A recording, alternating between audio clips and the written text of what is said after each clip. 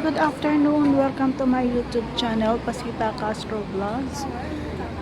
For today's video, we are going to the supermarket to buy fish salmon head.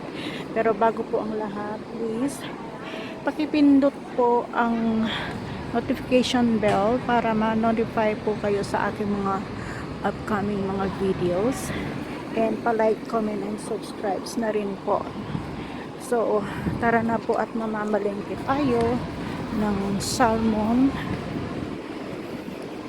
Ayan po yung aming market dito sa Aplichao.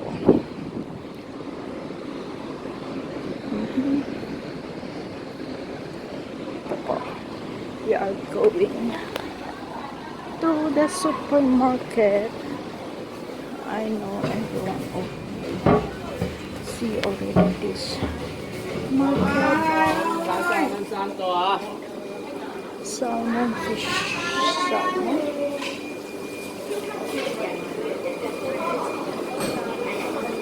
Ayan po. Sana, yan. May fish. May salmon head po tayo. Ayun. It's too expensive. Yeah.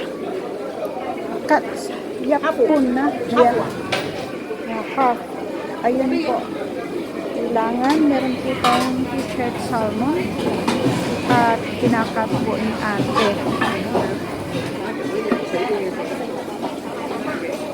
Ngayon po, pinakakat ko siya ng half. Ang mamahal na po ng fish head salmon, nasa 200, nasa almost 2.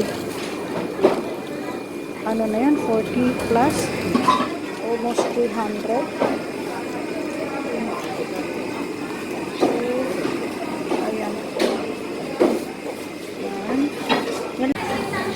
So, okay guys, nakabili na po ako ng fish head salmon. So, ano pa kaya ang aking bibilhin? Kaya, ayun. At, as expect, ito po yung aking mga tinitingnan.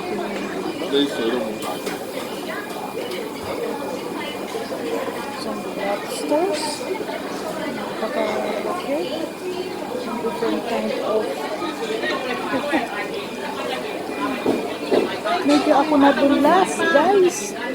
So tapos na po tayo mamalengke at hindi ko alam kung ano ipapakain ko sa aking alaga bukas. Kaya uwi na po tayo.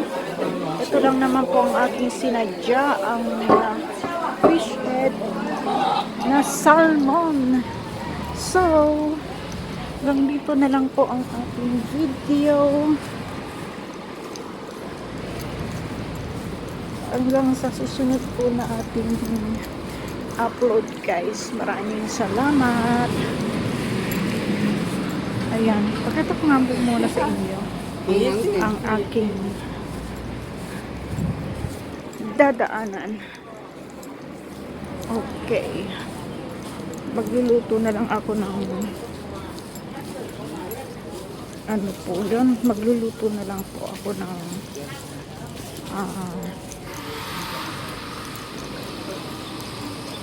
magluluto na lang ako ng dark sauce pork adobong baboy in the Philippine recipe.